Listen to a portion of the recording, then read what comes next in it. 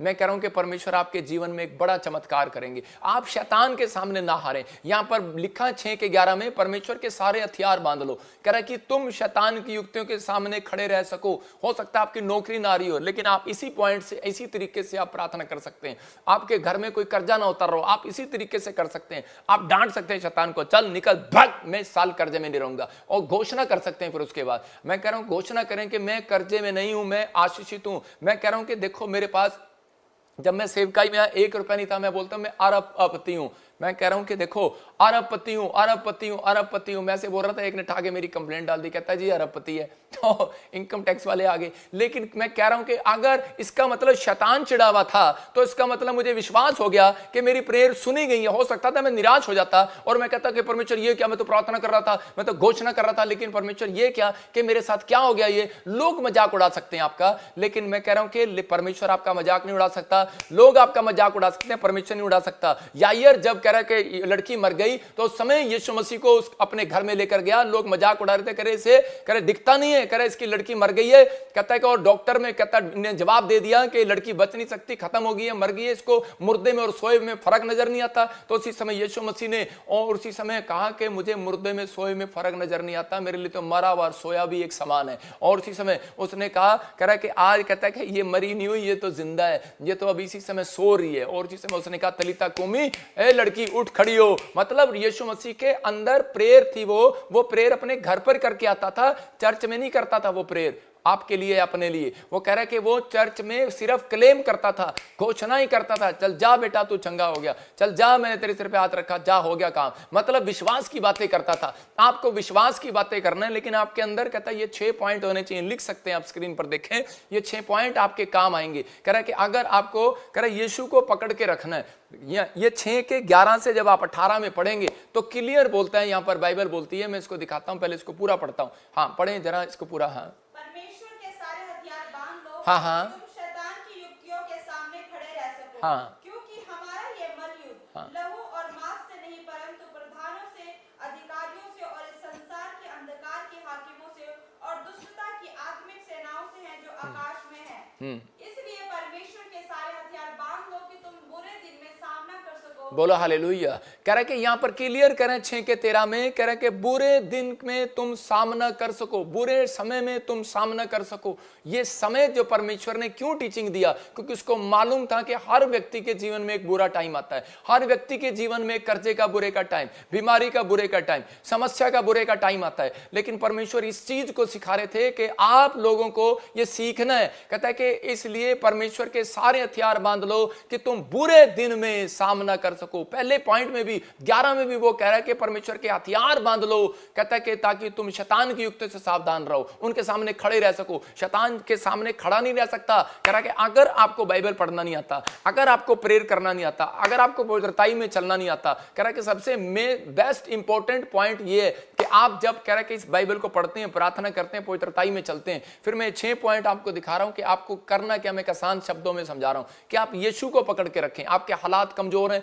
आपको निराशा आ रही है, आपको बीमारी आ रही है, आपको कर्जा आ रहा है, लेकिन आपको कन्फेस करते रहना कि मैं क्लेम करते रहना, मैं यीशु को छोड़ने वाला नहीं हूं। परमेश्वर ऐसे लोगों की जिंदगियों में पलट कर आते हैं। अंधा भिखारी बैठा था और उसी समय यीशु मसीह उसके लिए पलट कर आए। हो सकता था अंधा भिखारी अपनी सिचुएशन में भाग जाता वहां से, लेकिन उसी समय लोग उसके ऊपर निराशा डाल रहे हैं, अरे क्या यीशु मसीह तो चला गया, तेरी तरफ देखा भी नहीं। और उसी समय उसने कहा जान दे, पर मैंने पकड़ लिया यीशु मसीह को, जान लिया, मैं बैठा रहूंगा। हो सकता है आपके हालात बेकार हो, सिचुएशन खराब हो, कोई आपके सामने हल ना निकल रहा हो, लेकिन इस समय आपका दिमाग कह रहा हो कि अब कुछ नहीं होने वाला। लेकिन उस समय में परमेश्वर ये देख रहे होते हैं कि ये व्यक्ति अब मेरे बारे में क्या कहेगा और क्या करेगा, और ये प्लेस को छोड़ देगा या क्या होगा। बहुत सारे लोग बैकस्लाइड हो जाते हैं, बहुत सारे लोग उस प्लेस को छोड़ देते हैं, लेकिन परमेश्वर का आत्मा कहता है कुछ लोग बने रहते हैं और वो अंधे की तरह रोशनी पाकर जाते हैं।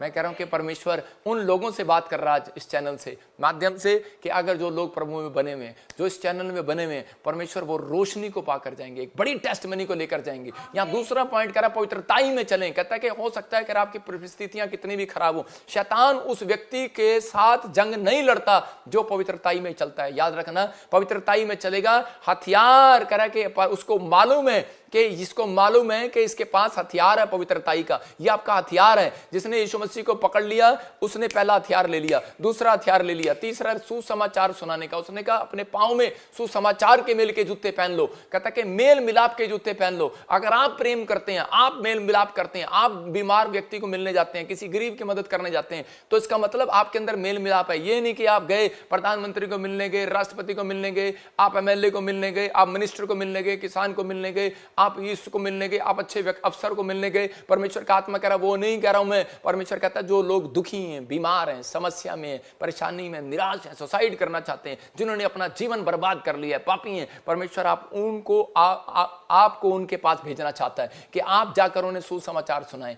आप उनसे कहता है कि मेल करें, ऐसे लोगों से मेल करें। यीशु मसीह के पास व्यभिचारिणी औरतें आके बैठती थी और लोग बोलते थे, कहते ये देखो क्या कर रहा है, व्यभिचार औरतें इसको दिखती नहीं है, क्या कर रहा है, ये फिल्म एक्टर हैं, ये तो बड़ा धंधा करती हैं, नाचती हैं, गाती हैं, लेकिन क्या करते हैं। जब मैंने पिछले साल फिल्म एक्टर बुलाए तो लोग बोलने लगे, करे देखो जी क्या हो रहा है, लेकिन उनको नहीं पता उनके जीवन बदल रहे हैं। हालेलुया। बदलने वाला इंसान नहीं है, बदलने वाला परमेश्वर है। अंदर ही अंदर परमेश्वर काम करता है, परमेश्वर काम करता है। क्या पता किसका जीवन कब बदल जाए। हमारा काम है रोशनी डालना। परमेश्वर का आत्मा कहता है कि सुसमाचार सुनाएं। कहता है ऐसे व्यक्ति ने हथियार कहता है कि फेंके नहीं है, उठा रखे हैं। शैतान को मालूम है, कहता है इसके हाथ में डंडा है और पिटूंगा बेटे अगर मैं इसके खिलाफ चलूंगा। तो पवित्र आत्मा ये चीजें देखता है, कहता है यीशु को पकड़ के रखे, पवित्रताई में चलें, सुसमाचार सुनाएं। कहता है जब आप कर रहे हैं विश्वास की चाल चलें, विश्वास की चाल। जब प्रचार करते हैं तो हर व्यक्ति को ऐसा लगता है कि शायद ये मेरे ऊपर ही बोल रहा है। तो मैं कह रहा हूं कि हर व्यक्ति जो पाप में, गुनाह में होगा या जिंदगी खराब हो रही होगी, जिसके जीवन में जैसा होगा वो सोचेगा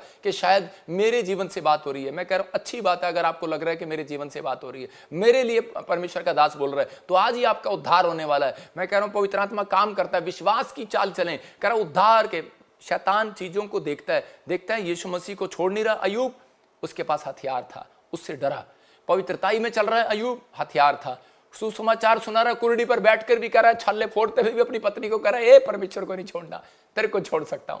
विश्वास की चाल चल रहा है, दोस्त आ रहे हैं उसके, लेकिन उस समय वो कह रहा है अरे भाई कोई बात नहीं, परमेश्वर मेरे को माफ कर देगा, कोई बात नहीं। उसके दोस्त कह रहे अरे परमेश्वर के खिलाफ हो गया तू, परमेश्वर तेरे से नाराज हो गया, लेकिन वो विश्वास करके बैठा है यीशु मसीह मुझे एक दिन माफ करेगा, मेरा परमेश्वर मुझे माफ करेगा। उद्धार का वचन, मैं कह रहा हूं उद्धार का टोप, यहां पर दीप लिखा है लेकिन टोप कहता है आपके पास है, मुकुट है। मैं कह रहा हूं वो टोप है, वो सुरक्षा का कवच है। कह रहा है योद्धा जाता है, जब राजा महाराजा जब लड़ने के लिए जाते थे उनके सैनिक के हाथ में सामने कह रहा है कि एक सुरक्षा का कवच होता था, एक तलवार होती थी और सिर पर एक हेलमेट होता था कि ताकि कोई सिर पे मारे तो उसी समय उसको लगे ना और उसका सिर बच जाए, और अगर कोई करे तो वार करे सामने, ऐसे वार, ऐसे देखो मैं तलवार चला रहा हूं लेकिन आप सामने हाथ कर रहे हैं, ऐसे बार बार कर रहे हैं, इसका मतलब वो आदमी बचता जा रहा है, इधर लेफ्ट राइट बच रहा है। तो आप जब तक पॉइंट दिखा, और आप जब तक वचन को नहीं चलाएंगे तो आप कह रहे शैतान के हथियार से नहीं बच सकते। जब तक आप प्रार्थना नहीं करते, देखो मैं क्या कर रहा हूं, मैं सही कर रहा हूं, मैं वचन बोल रहा हूं तो उसके घुसून लग रहा है। मैं कह रहा हूं कि मैं प्रेयर कर रहा हूं तो उसके घुसून लग रहा है।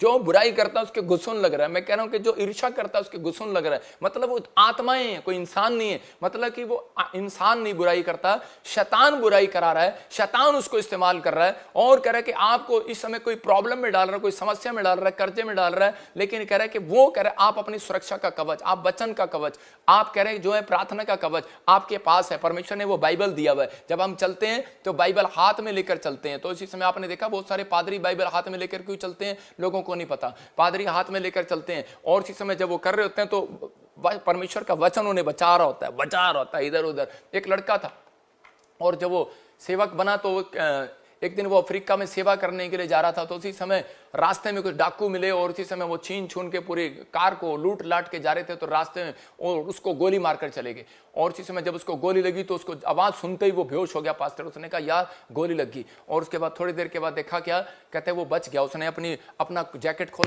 खोला तो वो देखा, बाइबल खोल के देखी तो बाइबल के अंदर वो गोली फंस गई।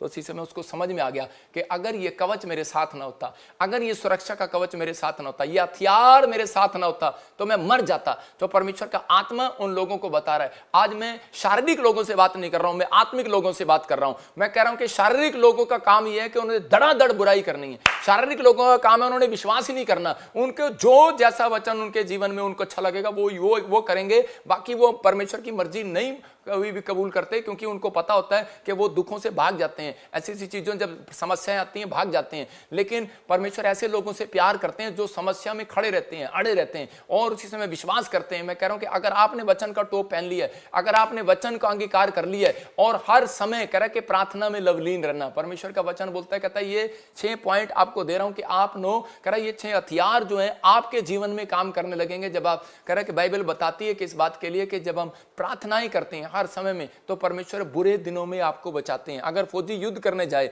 और हथियार घर पर भूल जाए तो क्या होगा? दुश्मन उसको छोड़ेगा?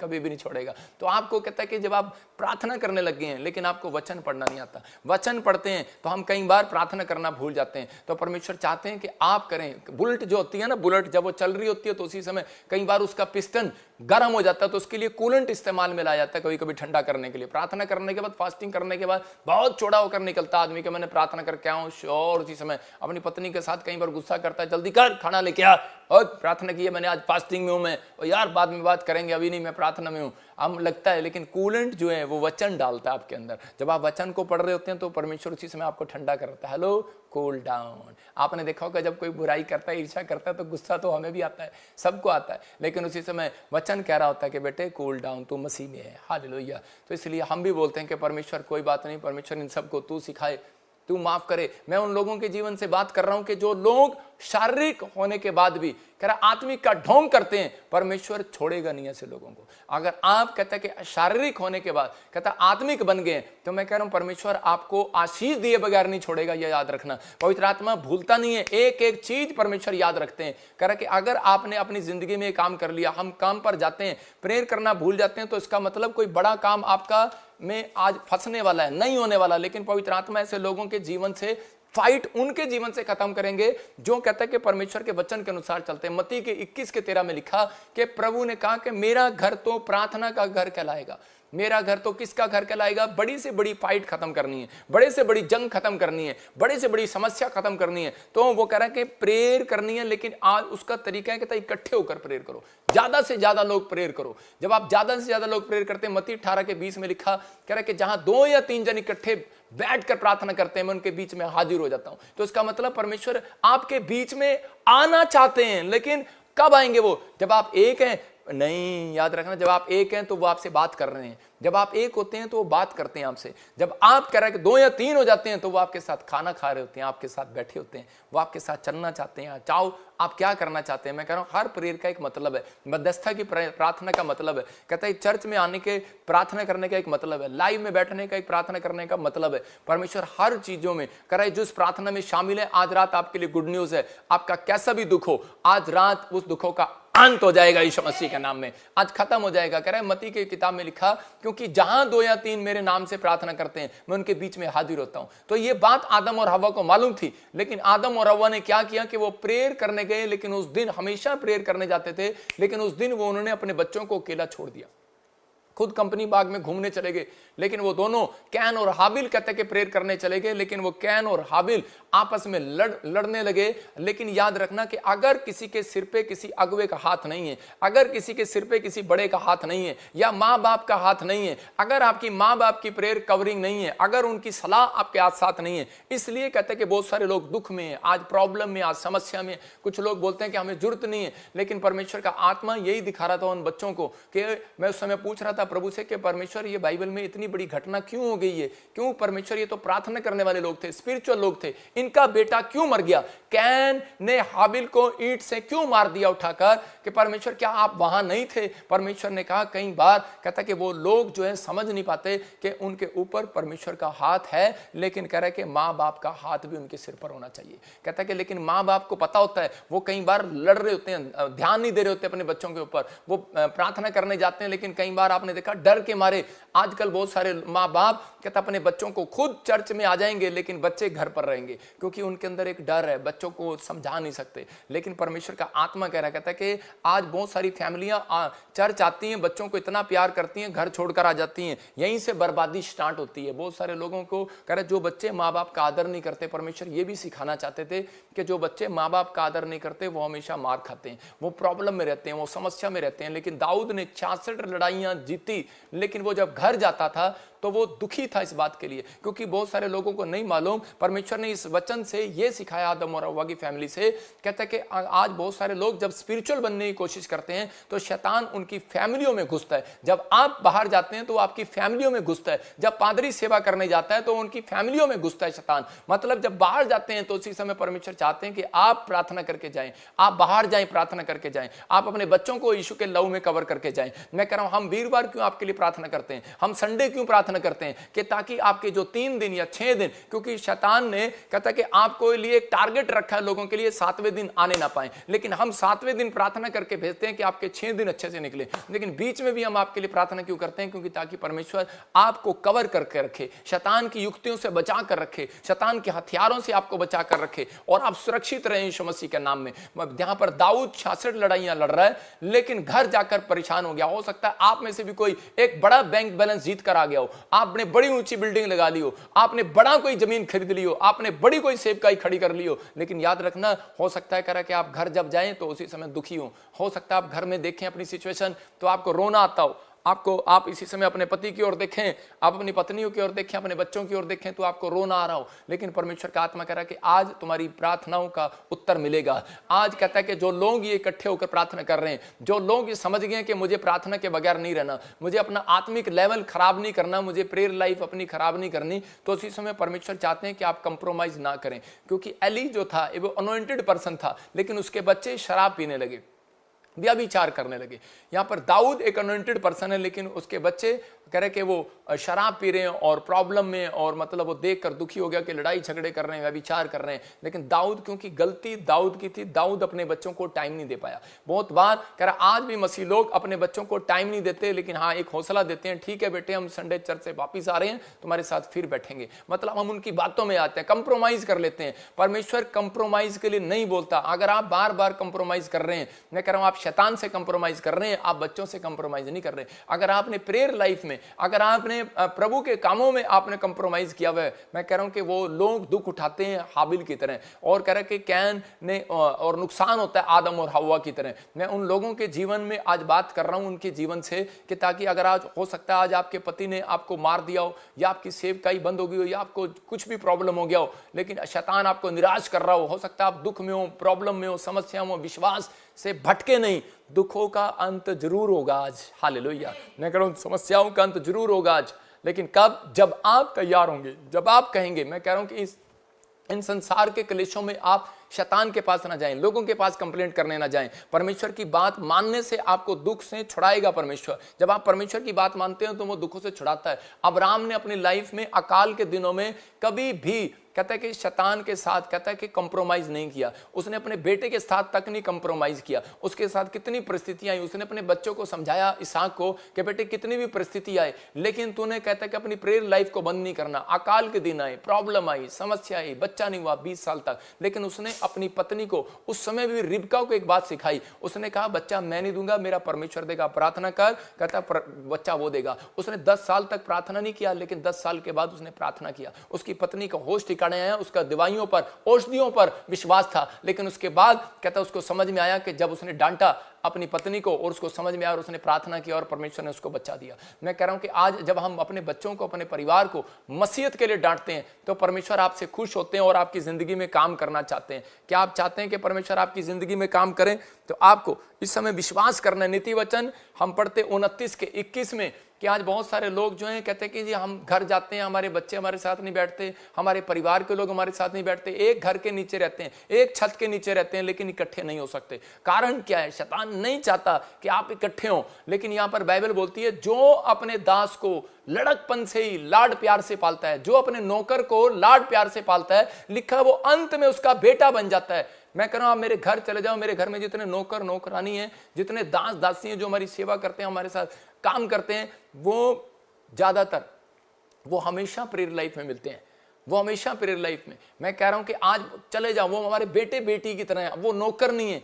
हमने इतना प्यार किया उनके साथ कि वो बेटा बेटी की तरह है। लेकिन अगर आज बच्चों को समझाओ, मैं उन अन्य जातियों की बात कर रहा हूं कि जब हम प्रभु में आते हैं, विश्वासियों की बात कर रहा हूं कि जब हम प्रभु में आते हैं तो बहुत बार कहते हैं कि हमारे अंदर इतना गुस्सा होता है, हम बैठ नहीं सकते दरानी जठानी के साथ, सास ससुर के साथ और पति पत्नी के साथ, तू प्रार्थना कर तू गीत गा, तू प्रार्थना कर तू गीत गा, और इसी समय हम इकट्ठे बैठते हैं, हमें गुस्सा आता है क्योंकि हमारा व्यवहार अच्छा नहीं है, हमारा अपने बड़ों से, अपने बच्चों से, अपने परिवार से व्यवहार अच्छा नहीं है, हमारा हमारे नौकरों से व्यवहार अच्छा नहीं है। और अगर हमारा व्यवहार अच्छा है तो बाइबल कह रही है कि अगर आपका नौकर के साथ भी व्यवहार अच्छा है तो वो भी आपके साथ प्रार्थना में बैठेगा, वो भी अंत में आपका बेटा बन जाएगा। जब आप उससे प्यार करते हैं वो बेटा बन सकता है जो आपका बेटा है। जब आप उससे व्यवहार अच्छा करेंगे, आपकी पत्नी से, अपने पति से व्यवहार अच्छा करेंगे, अपनी सास ससुर से व्यवहार अच्छा करेंगे, वो आपके साथ प्रेम से रिलेशन बनाएंगे तो वो आपके साथ प्रार्थना में बैठेंगे। शैतान नहीं चाहता कि आप व्यवहार आपका अच्छा हो, आपका बिहेव अच्छा हो, आपका नेचर अच्छा हो। इसलिए कह रहा है कि वो आपको कहीं ना कहीं कंप्रोमाइज से दूर रखता है,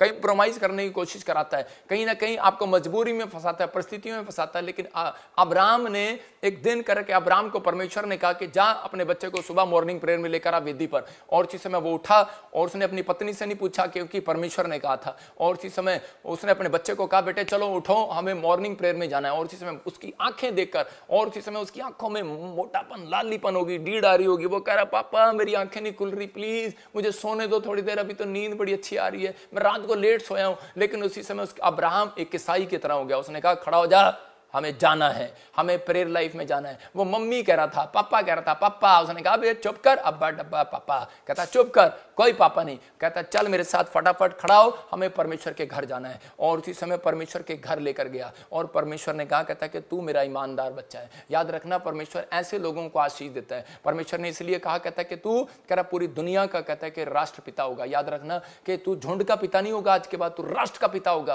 क्योंकि तूने मेरी आवाज को सुना है। आज बहुत सारे लोग कह रहे कि इस दुनिया में प्रभु में आने के बाद अपने बच्चों से प्रेम रखते हैं, अपने परिवार से प्रेम रखते हैं, कंप्रोमाइज कर लेते हैं। लेकिन परमेश्वर का आत्मा कह रहा है, कहता जो लोग ऐसे जीवन जीते हैं, मैं कह रहा हूं हमारी लाइफ में, कहता अगर प्रेयर का टाइम है, वचन का टाइम है, हम किसी को टाइम नहीं देते। अगर टाइम है तो मैंने कहा भाई मैं नहीं मिलूंगा, बाद में मिलूंगा, मेरा प्रेयर का टाइम है, मेरा वचन का टाइम है, मैं नहीं मिलूंगा। वो कहते हैं आप हमें नहीं मिल रहे, हम नहीं आएंगे आज आपसे मिलने, आपके पास नहीं मिलने के लिए आएंगे। जब मैंने नई सेवकाई ही शुरू किया, मैंने कहा भाई अगर आना है ठीक है, नहीं आना है तो ना हो, लेकिन मुझे अपना प्रेयर टाइम परमेश्वर को देना। मैंने एक चार्ट बनाया अपनी जिंदगी में, दानियल ने अपनी जिंदगी में एक चार्ट बनाया कि मैं 3 टाइम प्रार्थना करूंगा, ये समय मेरा फास्टिंग का होगा, ये समय मेरा ये होगा। आज बहुत सारी औरतें फूड चार्ट, फलाना चार्ट, गोलगप्पे चार्ट जानती हैं, लेकिन परमेश्वर के कामों के लिए चार्ट नहीं जानते। लेकिन अगर आप परमेश्वर के कामों के लिए चार्ट बनाते हैं, प्रेयर का चार्ट, कह रहा कि आपने एक चार्ट बनाया कि अपना एक लिस्ट बनाइए, मुझे किस टाइम टेबल पर मैंने ये करना है, परमेश्वर आपके साथ होंगे यीशु मसीह के नाम में।